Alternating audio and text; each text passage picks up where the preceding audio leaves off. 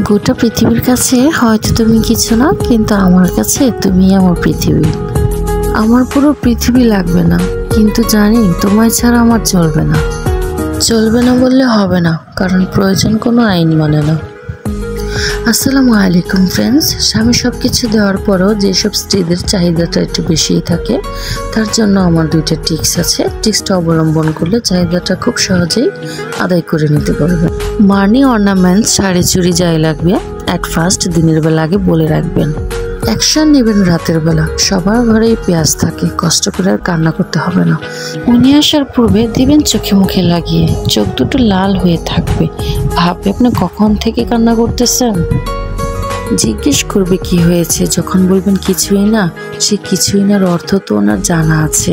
কারণ প্রত্যেকটা স্বামী চায় তার স্ত্রীকে সম্পূর্ণতা দিয়ে পূর্ণতা করে দেওয়ার জন্য। আমি কিন্তু এই টিক্সটার পাশাপাশি আর একটা টিক্স অবলম্বন করি, সেটা হচ্ছে যখন উনি ঘুমিয়ে থাকে আমি কিন্তু তখন ঘুমাই না। আর আমি যে বসে আছি, এটা উনি ঘুমিয়ে থাকলে আমাকে কে দেখবে, তাই আমি একটু মাঝে মধ্যে ধাক্কাধাক্কি করি। সেই বিরক্ত হয়ে বলে, আচ্ছা ঠিক আছে ঘুমাও, এখন সকালবেলা দেখা যাবে। আর ওনার সেই বলায় সেই কাজ, দেখা যাবে মানে তো অলরেডি কিনে দিছে। এভাবেই আমি ওনার কাছ থেকে আদায় করি। কিন্তু যখন উনি আমার একটা জিনিস কিনে দেয়, আমার সবচেয়ে বেশি প্রাউড ফিল লাগে। উনি যখন আমি একটা কিছু কিনি, কেনার পর উনি অনেক খুশি হয়। খুশি হয়ে বলে আমায় যে তোমাকে দিতে পারলে আমার খুব ভালো লাগে। এটা আমার কাছে অনেক বেশি ভালো লাগে।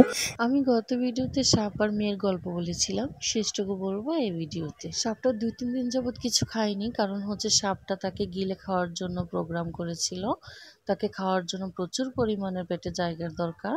সেই জন্য তাকে কিভাবে খাবে, তার বিছানায় এসে তাকে দেখতো কিভাবে খাওয়া যায়।